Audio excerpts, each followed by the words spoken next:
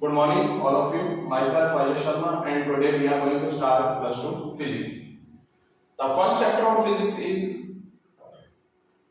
electric charge and electric field.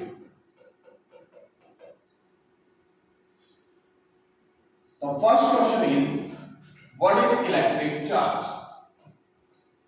What is electric charge? Electric charge क्या है? Electric charge क्या है? The electric charge is the electric charge is an intrinsic and extensive property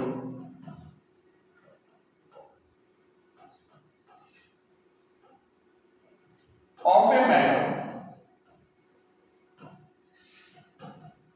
that is responsible for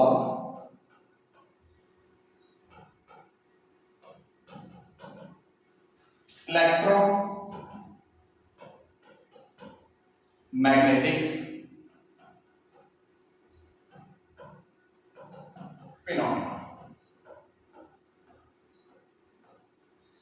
The charge is an intrinsic and extensive property of a matter that is responsible for electromagnetic phenomena.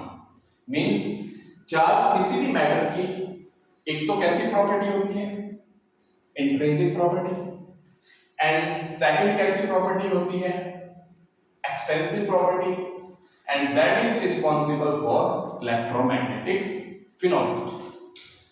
अब first question आता है कि intrinsic properties क्या होती हैं.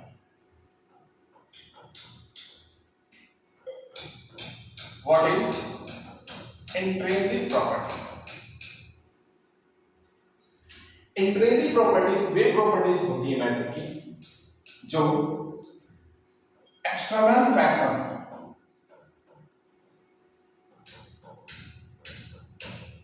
या फिर हम कह सकते हैं कि एनवायरमेंट्स पर डिपेंड नहीं करती. Means intrinsic property of matter है वो एनवायरमेंट से अफेक्ट नहीं होती. Second, extensive properties.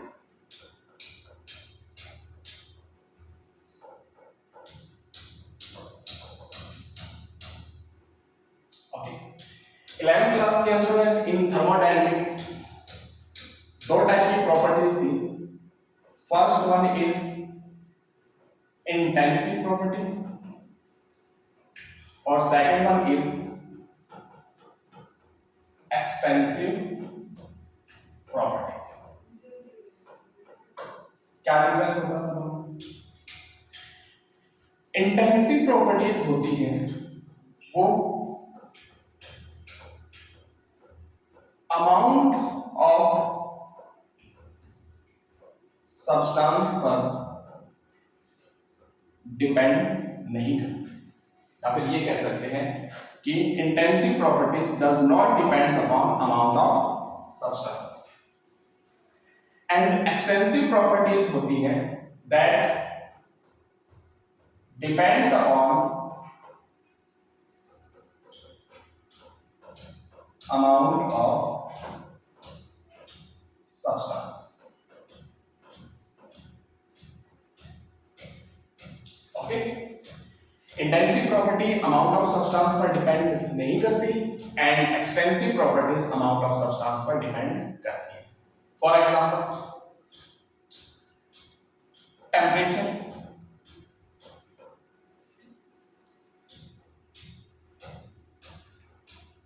अगर किसी मैटर का टेम्परेचर फॉर एग्जांपल T, अगर इस मैटर को दो पार्ट्स में डिवाइड कर दे देन दोनों पार्ट्स का जो टेम्परेचर रहेगा वो T रहेगा, सेम रहेगा। इट मींस अगर हम मैटर का कॉन्फ़िगरेशन चेंज कर रहे हैं देन टेम्परेचर के ऊपर कोई इफेक्ट नहीं पड़ रहा, then T is temperature is intensive property of matter. Same अगर किसी भी मैटर के पास जो टोटल चार्ज है फॉर एग्जांपल Q है, और अगर इस मैटर को दो पार्ट्स में डिवाइड कर देंगे देन अमाउंट ऑफ चार्ज होगा वो दोनों पार्ट्स में जाएगा,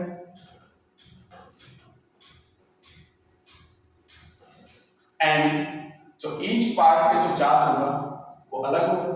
इट मींस अगर किसी भी मैटर को अगर दो पार्ट्स में डिवाइड करते हैं अगर या उसका कॉन्फ़िगरेशन चेंज करते हैं देन चार्ज की वैल्यू चेंज होगी।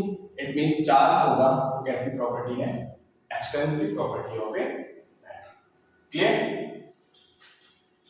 Next some basic properties of charge.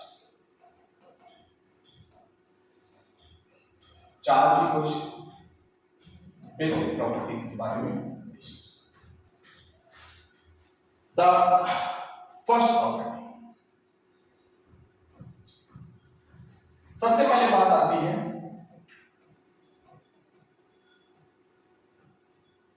Discovery of charge.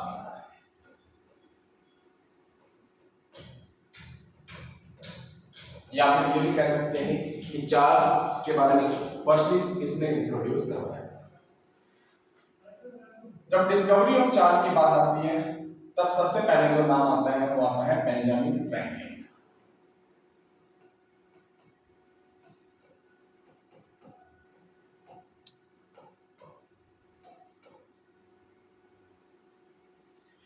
And Benjamin Franklin ने ही क्या की थी,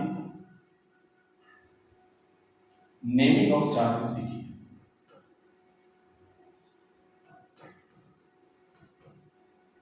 naming of charges,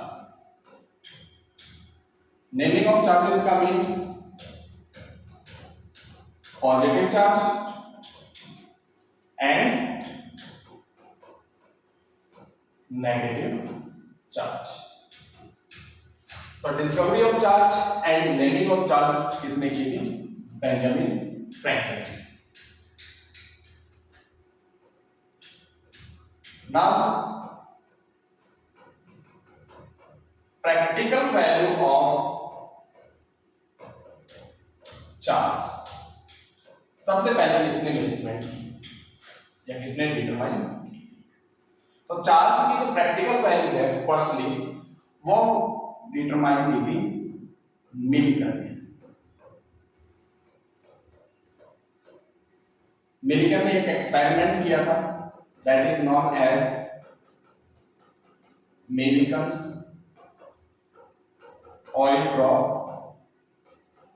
experiment.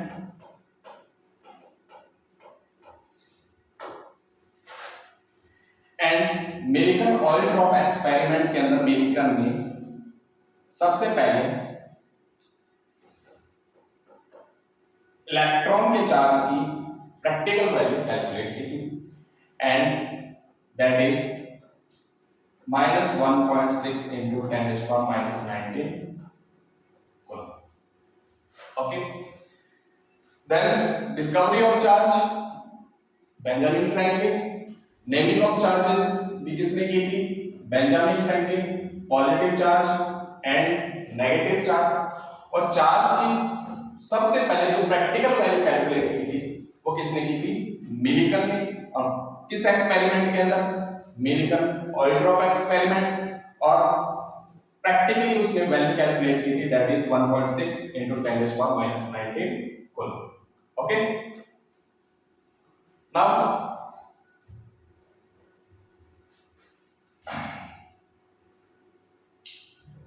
Device.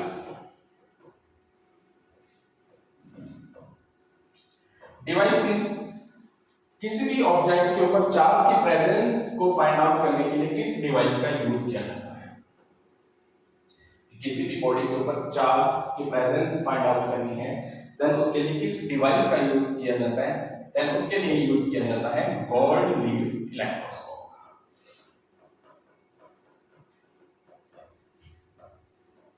Gold leaf electroscope ये आगे चल के डिटेल के अंदर आएंगे, वहां पे डिस्कस करेंगे। Then discovery of charge, Benjamin Franklin. Naming of charges, Benjamin Franklin. Practical value of charge, Millikan. And device, gold leaf electroscope. Okay. Then next is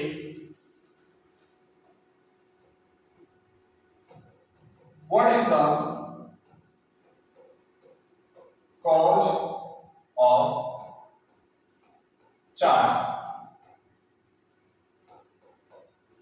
What is the cause of charge? कि body charge कैसे होती है? तो the actual cause of charging is transfer of electrons. Actual जो cause होता है charging का, that is transfer of electrons. Transfer of electrons means, for example, अपने पास दो बॉडी है A and B. अगर इलेक्ट्रॉन A से B ट्रांसफर हो रही है, देन A पे क्या होगी? Deficiency of electron.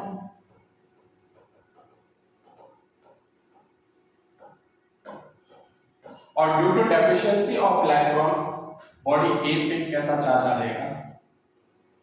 Positive charge. And A से इलेक्ट्रॉन ट्रांसफर हो रहे B के अंदर, तो B के अंदर क्या होंगे? Excess of electron, and due to excess of electron body B कैसे चार्ज हो जाएगी? Negative charge. तो the actual cause of charging is transfer of electrons. Clear? The next one is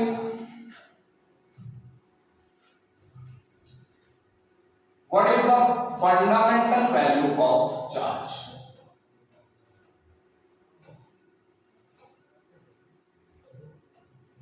What is the fundamental value of charge? Fundamental value of charge means the minimum free charge on a body is known as fundamental value of charge. कि किसी भी body के ऊपर free charge की जो minimum value होती है that is known as fundamental value of charge. And the fundamental value of charge क्या होती है? That is plus minus E, या फिर बोल सकते हैं प्लस माइनस 1.6 इंटू 10⁻⁻19 कूलम। क्यों? बिकॉज एक्चुअल में जब कॉज ऑफ चार्जिंग क्या होता है? Transfer of electrons. तो या तो किसी भी बॉडी से एक इलेक्ट्रॉन हम क्या कर सकते हैं? मिनिमम एक इलेक्ट्रॉन रिमूव कर सकते हैं, या फिर क्या कर सकती है कि कोई बॉडी एक इलेक्ट्रॉन को क्या कर सकती है? एक्सेप्ट कर सकती है। अगर बॉडी एक इलेक्ट्रॉन को क्या कर रही है? इजेक्ट कर रही है, इट मींस उस पे कितना चार्ज आएगा? प्लस। एंड कोई भी बॉडी अगर एक इलेक्ट्रॉन को क्या कर रही है? एक्सेप्ट कर रही है, देन उस पे कितना चार्ज आएगा? माइनस। एक इलेक्ट्रॉन से कम इलेक्ट्रॉन तो ट्रांसफर हो नहीं सकते। इट मींस किसी भी बॉडी के ऊपर जो मिनिमम चार्ज है या तो क्या हो सकता है? प्लस ई, या फिर क्या हो सकता है? Minus. But this plus E and minus E is the minimum free charge on the body. ये बॉडी का क्या होता है? Minimum free charge. चार्ज इससे भी स्मॉलेस्ट होते हैं। कैसे? जैसे प्रोटॉन्स और न्यूट्रॉन। प्रोटॉन और न्यूट्रॉन की फॉर्मेशन कौन करता है? वो करते हैं क्वार्क पार्टिकल्स।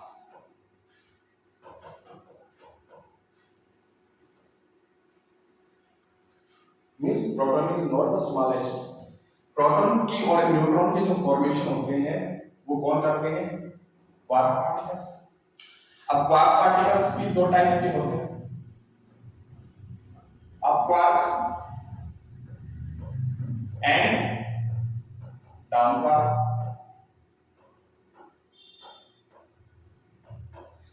अब क्वार्क पे जो चार्ज होता है that is +2/3 e and down quark पे जो चार्ज होता है दैट इज -1/3। इट मींस +2/3 और -1/3 e से तो स्मॉलेस्ट है। बट ये जो क्वार्क पार्टिकल्स होते हैं वो कभी भी अकेले एग्जिस्ट नहीं करते। क्वार्क पार्टिकल्स होते हैं वो हमेशा किस में एग्जिस्ट करते हैं? In the form of pairs. कैसे? जब प्रोटॉन की फॉर्मेशन होती है तब उसके अंदर 2 up quark and 1 down quark participate करते हैं। इसलिए हम प्रोटॉन को लिख सकते हैं कि प्रोटॉन की जो फॉर्मेशन होती है वो क्या होती है? UUD, up quark and down quark. कैसे? +2/3 +2/3 and -1/3 and the total charge is plus। It means quark particle कभी भी सिंगली एग्जिस्ट नहीं करते, वो हमेशा किसकी फॉर्म में मिलेंगे आपको? पेयर्स की फॉर्म में। इट मींस हम कह सकते हैं कि जो क्वार्क पार्टिकल का जो चार्ज होता है दैट इज नॉट फ्री, वो फ्री नहीं होता, that is not independent. The charge of quark particle is dependent, वो डिपेंड करता है, नॉट फ्री।